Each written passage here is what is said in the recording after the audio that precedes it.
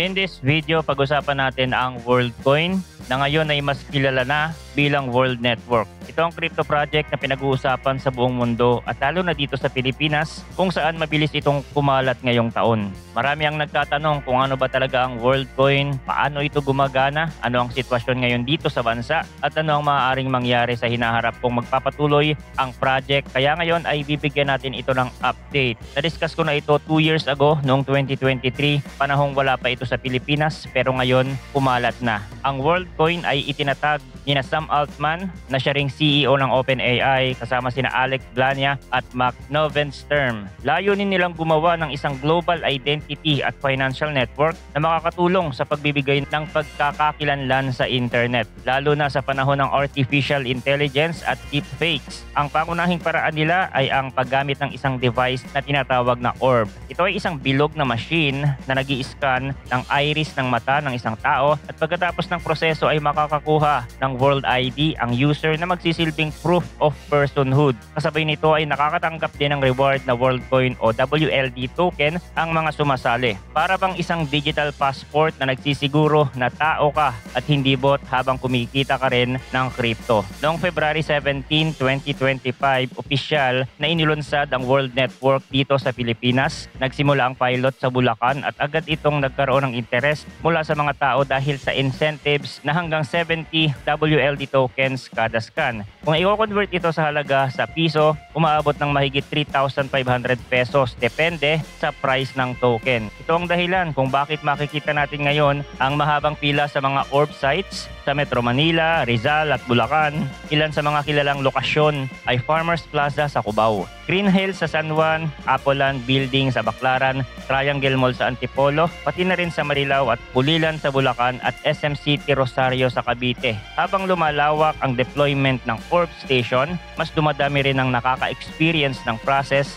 at mas kumakalat ang pangalan ng WorldCoin. Pero hindi maikakaila na habang maraming tao ang interesado dahil sa kita ay marami ring kontrobersya ang nakapaligid dito. Isa sa mga pangunahing usapin ay ang privacy at security ng data. Sinasabi ng National Privacy Commission noong February pa na hindi nila ino-authorize ang ganitong uri ng biometric collection, bagamat kalaunan ay tinanggal nila ang advisory post. Ganun pa man, malinaw na may agam-agam sa regulation. Ang Security and Exchange Commission naman ay nagpaalala rin na hindi rehistrado ang World sa bansa bilang isang financial entity. Ibig sabihin, hindi ito sakop ng regulation bilang security o investment company. Kaya nakadepende sa users ang kanilang sariling due diligence kung sasali o hindi. Sa ngayon, wala pang outright ban dito sa Pilipinas kaya tuloy-tuloy ang operasyon. Pero kung titingnan ng ibang bansa gaya ng Kenya na nag-order na burahin ang biometric data o ang Indonesia na sinuspinde ang operasyon ng World Network, makikita nating posible ring mangyari na mas higpitan ng mga local regulator ang kanilang pagtingin sa hinaharap. Bukod sa usapin ng regulation, may practical issues din na nararanasan ng mga users. Maraming report mula sa Reddit at mga Facebook group na nagsasabing may problema ang World app. Halimbawa, ang white screen kapag nag-schedule ng appointment o kaya error message na nagsasabing ginagamit na ng iba ang document number kahit bago pa lang. May ilan ding nagsabi na delayed ang pag-credit ng reward matapos ang scan. Dagdag pa rito ay may mga kumakalat na tinatawag na helpers o middleman na nag-aalok bilhin ang WLD tokens ng mas mababa pa sa totoong market price. Meron pang mga kaso ng scam kung saan naglalabas ng cash ang bagong verified user kapalit ng tokens pero nawawala ang buyer pagkatapos. Kaya malinaw na kailangan ng mas malinaw na gabay at proteksyon para sa mga kasali. Ngunit hindi rin pwedeng ipagwalang bahala na malaki ang potensyal ng World Network bilang isang project. Una, ang idea na magkaroon ng World ID na magsisilbing digital proof of personhood sa internet sa panahon ngayon kung saan laganap ang bots at deepfakes. Malaking bagay ang magkaroon ng technology na makakapagpatunay na tao tayo. Ikalawa ay ang incentives na binibigay na WLD token na nakakaakit ng mass adoption. At ikatlo ay ang plano ng World Foundation na palawakin ang ecosystem. Ngayong taon lang ay nakalikom sila ng $135 million na funds para ipagpatuloy ang expansion ng World ID.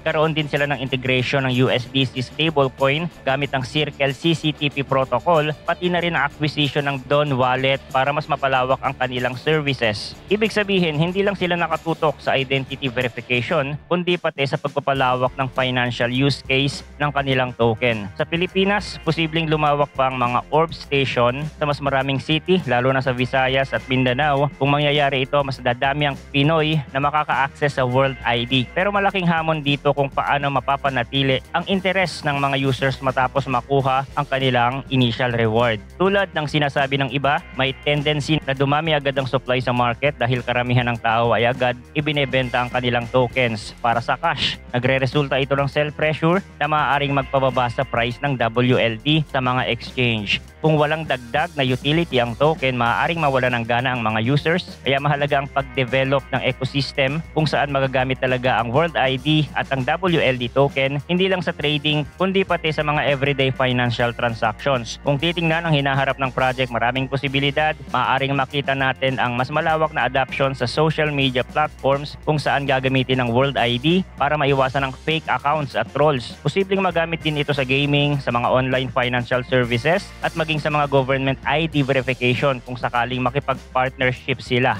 Sa global level, pinag-uusapan ng integration sa Reddit at iba pang platforms bilang paraan para makontrol ang bot activity. Habang sa Pilipinas, kung saan malakas ang paggamit ng social media at remittances, maaari itong magkaroon ng malaking papel kung magagamit sa mga remittance apps o payment channels. Ngunit kaakibat ng lahat ng ito ay ang matinding debate tungkol sa privacy, ethical use at political implications. Halimbawa, may nagsasabing posibleng gamitin ang ganitong sistema para ma-exploit ang mga mahihirap na community kapalit ng maliit na halaga. Kaya kailangan ng masuring pagbabantay mula sa mga regulator at civil society. Kung magiging maayos ang transparency at security ng system, maaaring maging isa itong makabagong solusyon sa identity crisis sa digital age. Pero kung hindi nga maayos ang implementation, maaaring maging isa ring malaking risk sa data privacy ng milyon-milyong tao. Sa ngayon, malinaw na sa Pilipinas active ang operasyon ng World Network at tuloy ang expansion. Maraming Pilipino ang nakikilahok dahil sa kita, pero marami rin ang nag-aalangan dahil sa mga risk. Nasa transition stage ang project at malapit itong maging mas malaking issue sa hinaharap, lalo na kung makikialam na ang gobyerno sa mas mahigpit na paraan. Kung tatanungin kung ano ang future development ng WorldCoin bilang crypto project, masasabi nating nasa early stage pa lamang ito,